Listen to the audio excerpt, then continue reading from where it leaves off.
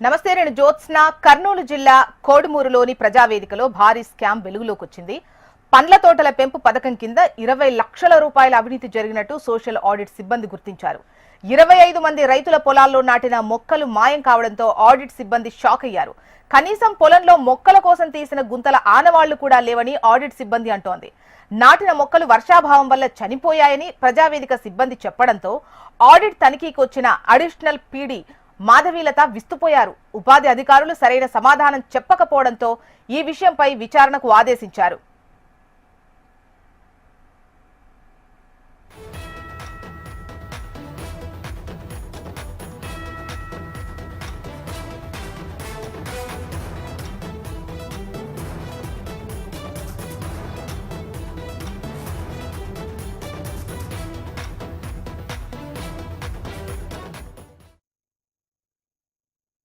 Verify చేశాను.